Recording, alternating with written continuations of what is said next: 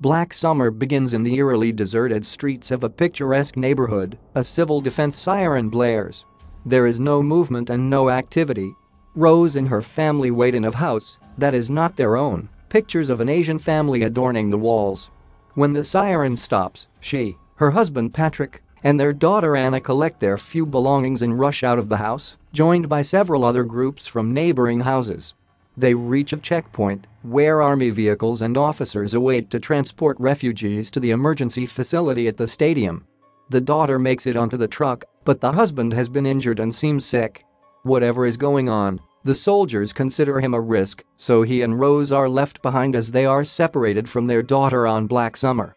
They take shelter at a nearby home as an airstrike is initiated. They can hear guns firing and explosions in the distance. Once things are quiet, Rose makes a plan to meet their daughter at the stadium, but the sick and injured Patrick tells her to leave him behind. They'll never get through as long as he's with her. She refuses to leave him, but the argument is rendered moot when Patrick is killed and turned by an invading zombie. She flees the house, trying to escape him over the fence of a checkpoint, but can't quite get away. She is saved when a man in an army uniform shoots zombie Patrick in the head. Rose begs him to help her get to the stadium, and he agrees. Ryan is a young deaf man who seems a bit more either dazed or calm than everyone else around him. Perhaps it is because he can't hear all the commotion around him. He comforts a woman dying in the street before he is led away by a frantic Korean woman, probably saving it from being attacked once she turned. They run together and witness all sorts of chaos, people shooting each other, others being held captive, car crashes, a nonchalant whistling man walking down the street. Now that's a guy I want to know more about. Barbara is a sweet older woman who gets turned around on her way to the stadium.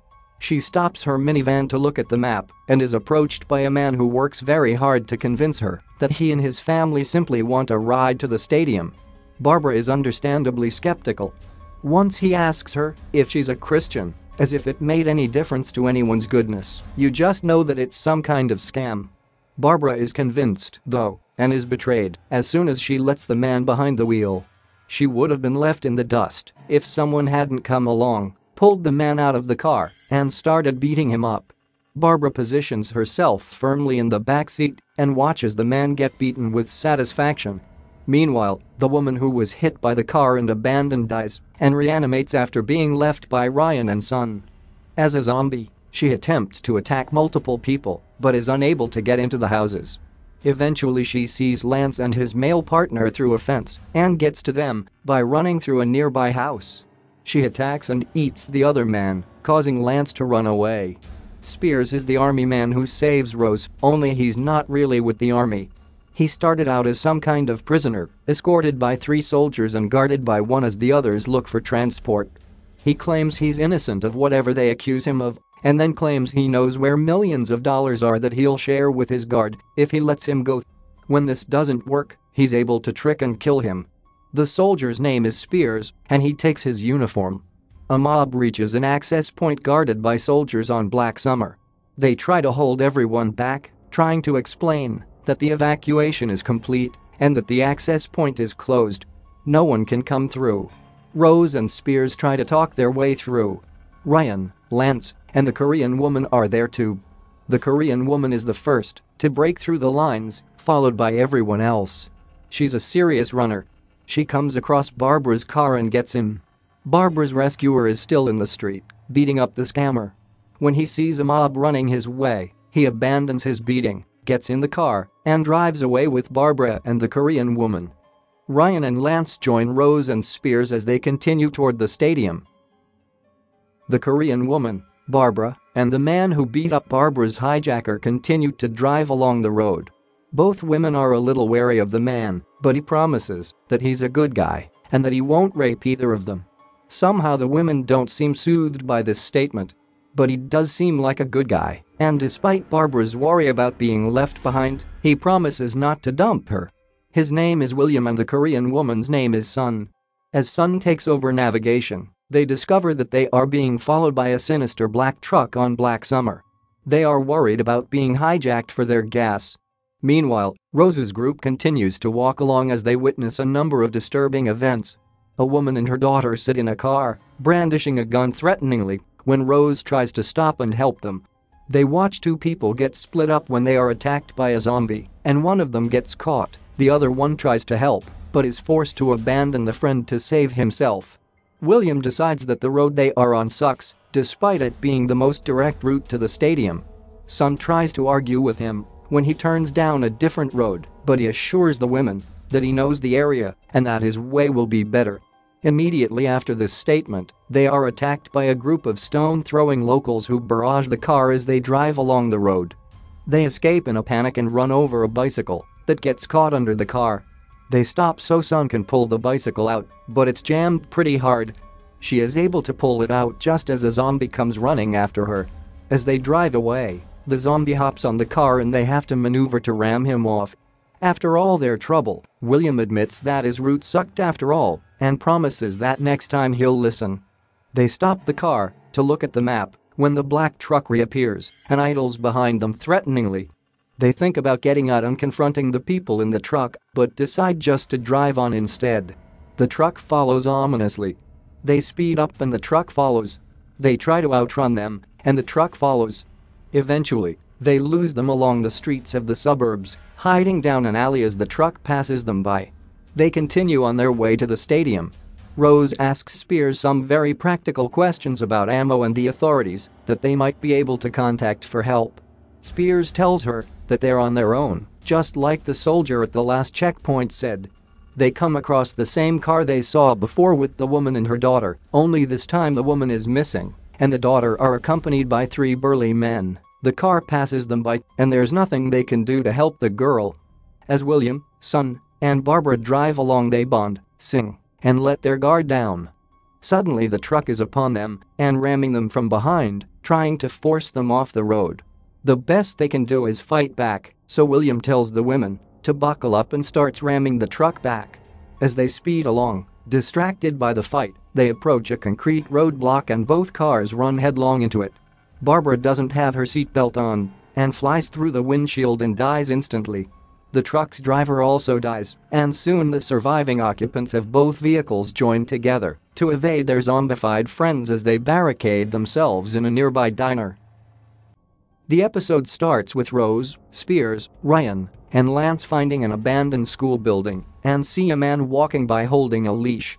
The man, Earl, pays no attention to them. As they enter the school, they decide to get some medical supplies. They walk into a music room to put the medical supplies. Ryan tries to play the drum, but is stopped by Rose. Lance plays the drum, but is stopped by Spears as the noise is able to attract zombies.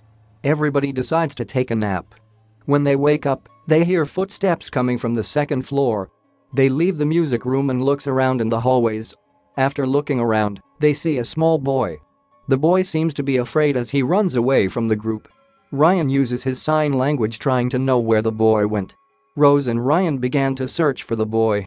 They enter a basketball court and a PE changing room, but they leave immediately after getting nauseated upon seeing what appears to be corpses in the PE showers.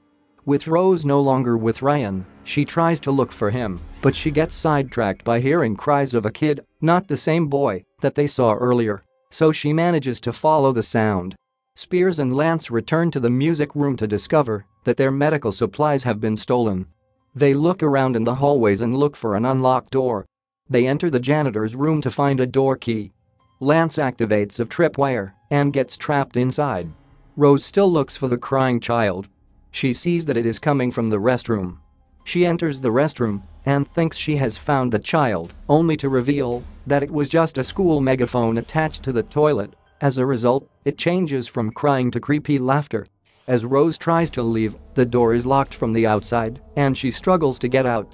Ryan sees the boy once again, but upon turning around, he sees teenagers holding weapons. The gang ties his hands and hides his head with a shirt, then take him to the room where the other teens are. Spears hears the laughing megaphone coming from the restroom.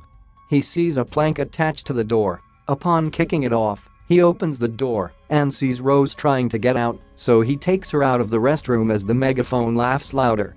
Rose still has to find Ryan. She and Spears encounter the teenagers. The leader asks Rose and Spears for the gun, but refuses. Rose finally sees Ryan. One of the teens remove the shirt from his head and untie his hands.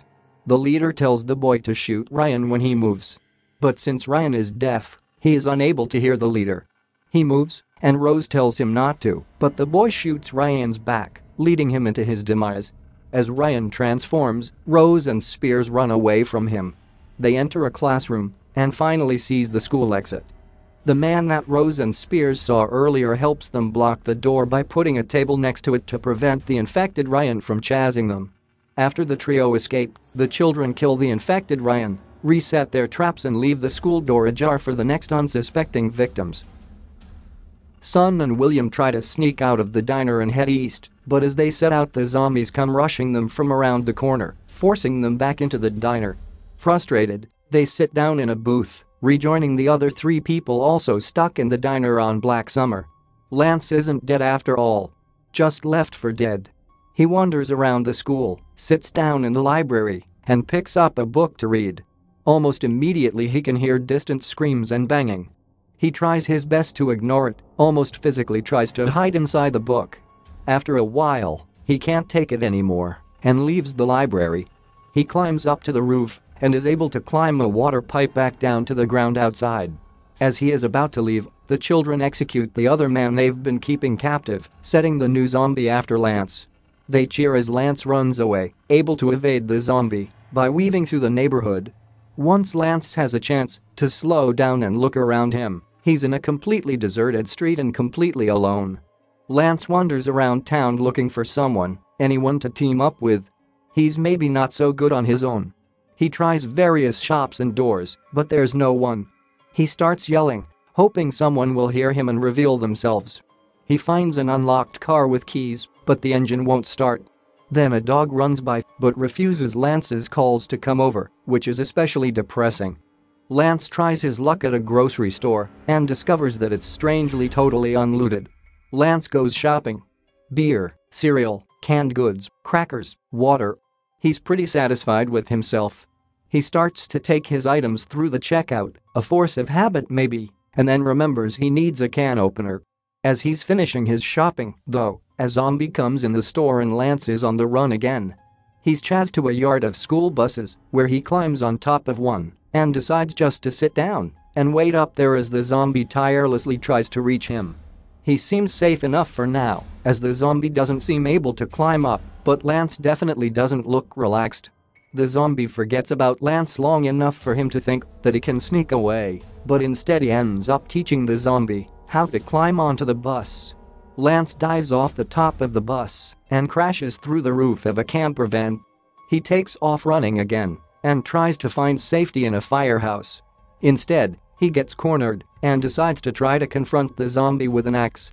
He fails miserably as the axe gets caught in some clothes hangers as he rears back to swing. Lance runs again and hides in a local library in a scene that looks a lot like the Raptor Kitchen scene from the first Jurassic Park. A man finally comes to Lance's rescue, attacking the zombie and finally killing it, but not before he gets bitten. Lance, grateful but practical, thanks to the man, just before striking at him with a blunt object while his back is turned. Minnie and Carmen, the passengers of the sinister black truck that tried to run William and Son off the road, sit in their own booth in the diner. Minnie tells Carmen he's not afraid of anything, talking really big and tough to prove his manhood. He opens the blinds, which draws one of the zombies to where they sit, startling everyone in the diner. William and Minnie start threatening each other, while Son and Carmen hold them both back, telling them to settle down on Black Summer. The third passenger of the truck comes in from the back room with cans of food, saying they're lucky they found this place. He wants to team up to escape the zombies, but William doesn't trust him. His name is Phil, and he takes William aside to make a plan to team up and get to the stadium.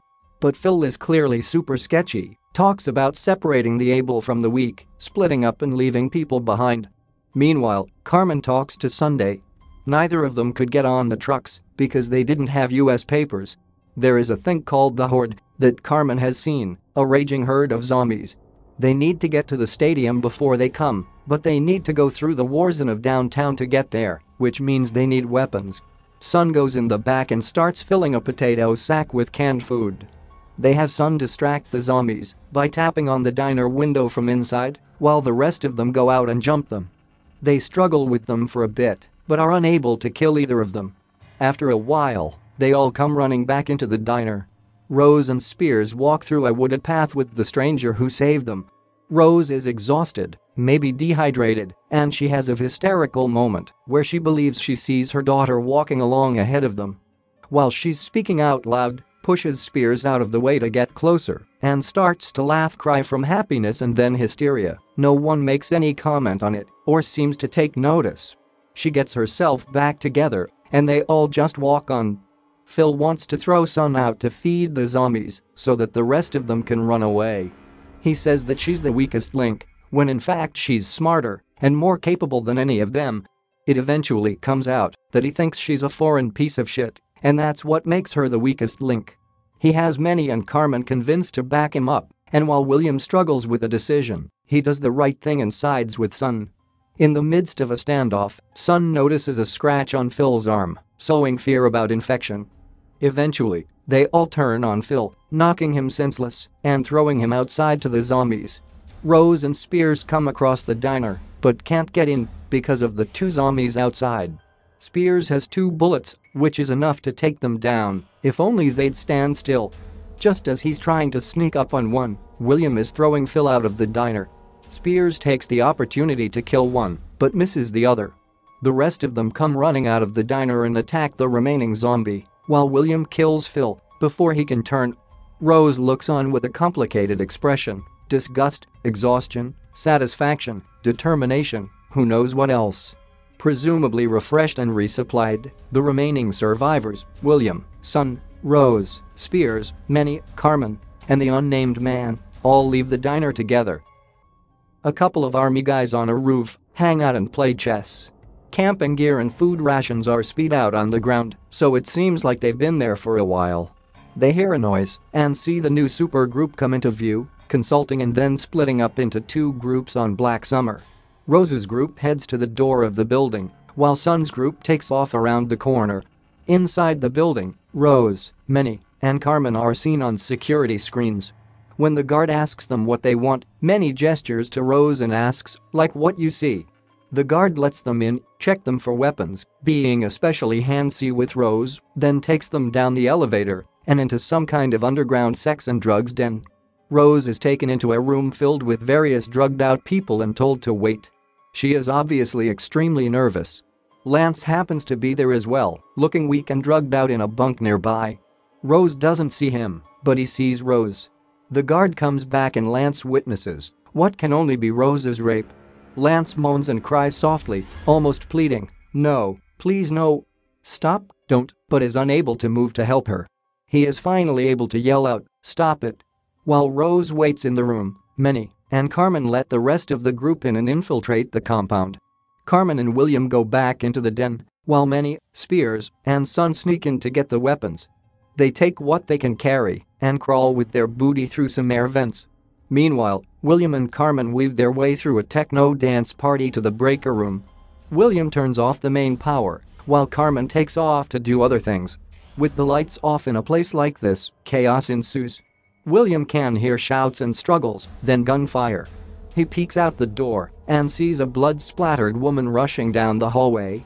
William escapes through another doorway, but can hear the sound of zombies growling and people screaming not far behind. Rose is meant to distract the guard, but very quickly reaches her limit with his unwanted advances. She begins to struggle with him, and before he can get very far, he is distracted by Lance's shout. Rose sees Lance and laughs in surprise. The guard moves toward him threateningly, but that's when the lights go out.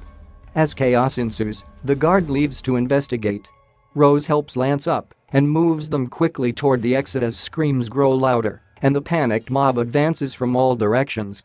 It's slow going with Lance all drugged up, but they make it outside and their mystery friend blocks the door and lights it up with a Molotov cocktail to discourage followers. Spears does not follow Manny and Sun through the air vents. He goes back out the way they came and nearly gets caught in the mad rush of people after the lights go out. He makes it outside, blocking the door behind him, and makes it to the outer air vent, where there is a bag of weapons waiting. From inside the vents, she can hear struggling and screaming, and while he has the weapons, he stands conflicted about what to do. Sun and many crawl through the air vents, but when the lights go out they can hear the panic begin from below. They rush as best they can, but eventually gunfire tears up through the air vents. Sun gets missed, but the bullets kill many and leave her in the air vents with a zombie. She grabs her bag of guns and crawls as fast as she can toward the exit. She is able to throw her bag outside, but gets grabbed before she can escape herself. She struggles wildly, holding many off until Spears looks through and shoots him down. He helps Sun out of the vent and they run to safety, but with only one bag of guns. Out on the dance floor, Carmen lures a man close to dance, readying a hidden knife. When the lights go out, she stabs him in the neck, causing the mass panic that follows. She calmly walks away with a look of satisfaction. Was that just part of her personal mission? Perhaps revenge of some kind? After the heist, Spears and Sun outrun the chaos and zombies to the safety of a nearby warehouse.